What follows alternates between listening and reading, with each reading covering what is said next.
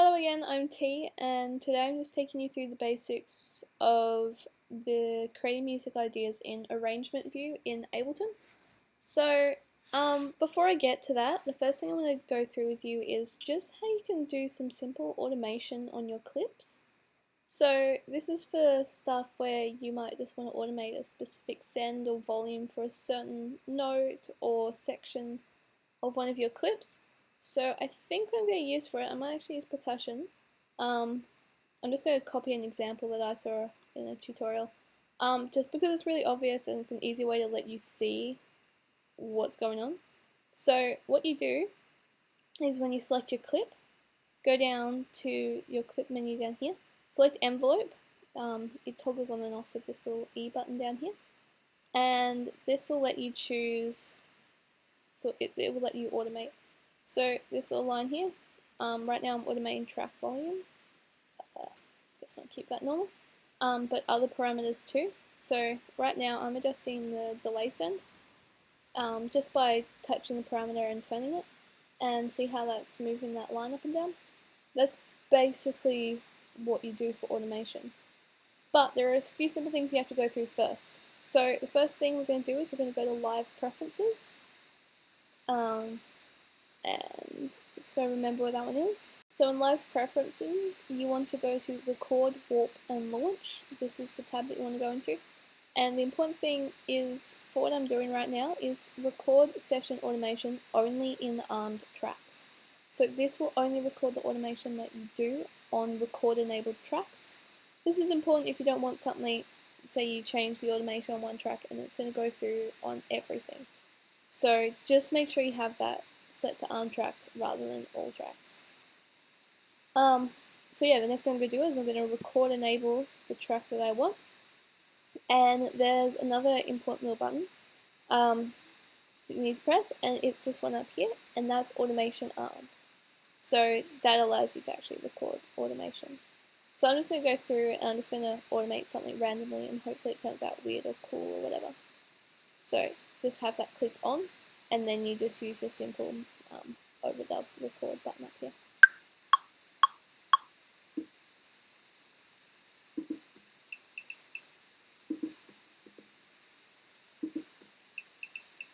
Okay, I'm going to go listen to that. I'm just going to raise this in volume a bit so we can actually hear it. And go back to...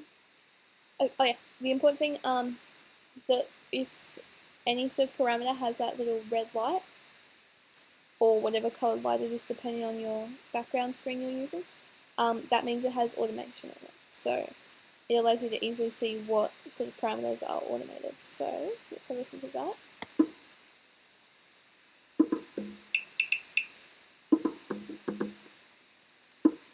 Yeah, so you can kind of hear that. But if you don't like it, you can just simply select and delete, and that will remove the automation. So that's the basics of automation in clips, like the ultimate basics.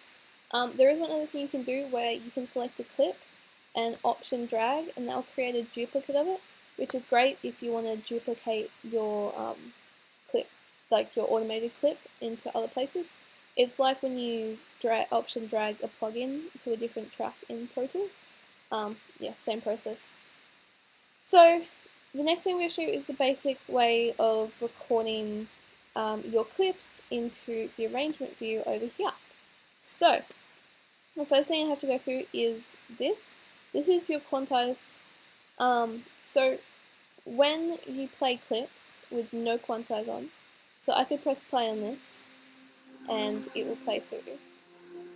And then I could press play on this and it will just start when you press it. Whereas if you were to have a quantize on it, so let's say 1 bar, I could start playing this and then start playing this, but it will wait till the start of a bar to start playing through, which is kind of out of time with what I have going on at the moment. But if you make sure everything's working, then it will keep everything in time rather than having things start out of time and be a bit all over the place.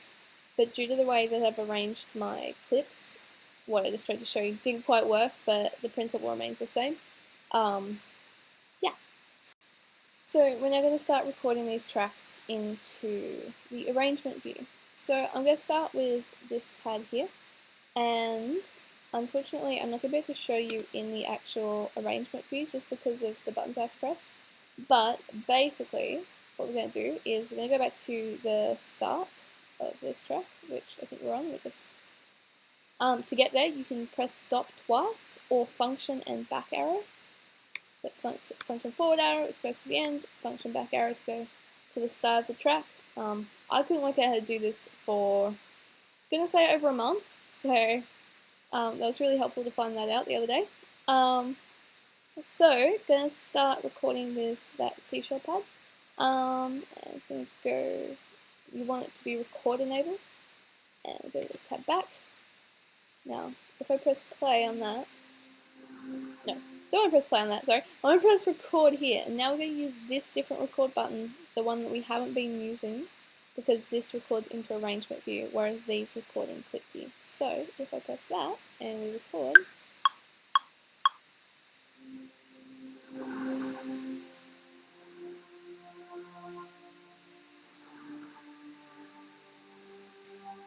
I jump back over here, you'll see that it's recording into the arrangement view.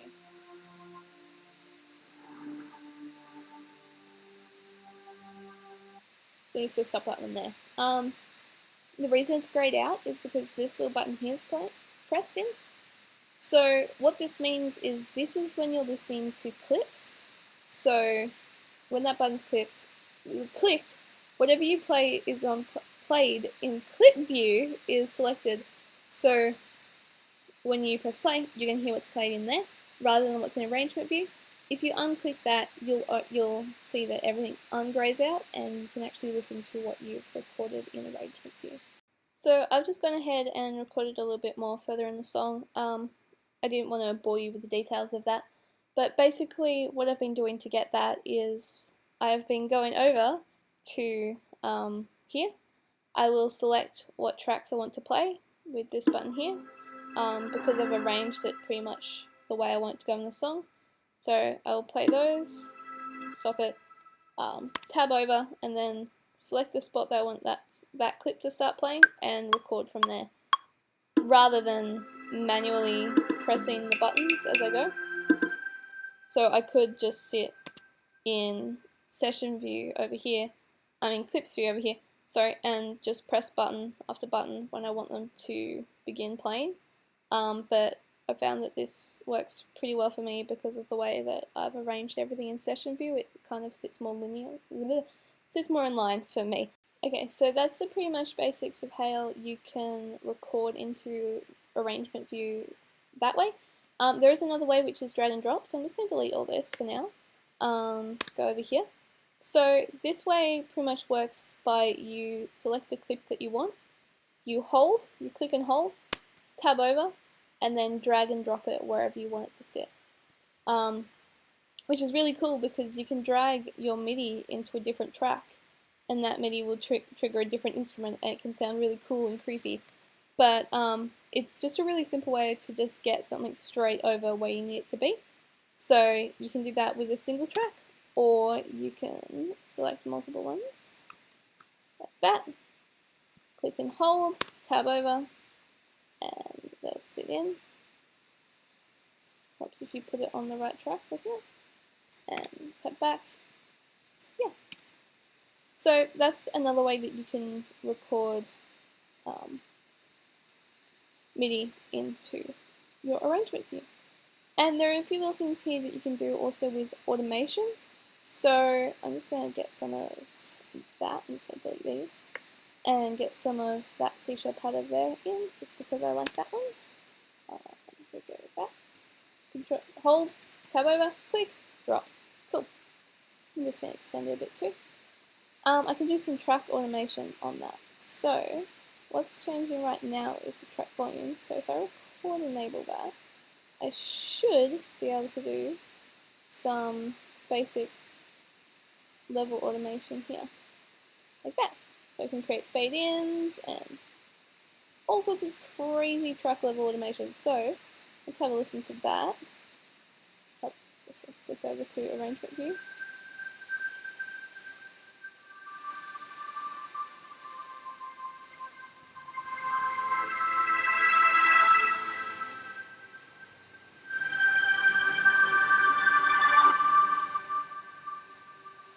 gotta wait for that truck to go by. Yeah, so that's just basic ways that you can automate tracks in arrangement view as well. And just on this little drop down menu, you can change what parameter you can be editing as well. So I could change that to reverb. So if I'm doing recording automation on that, I'm just going to send a bunch of that to reverb. I'm going to have a listen.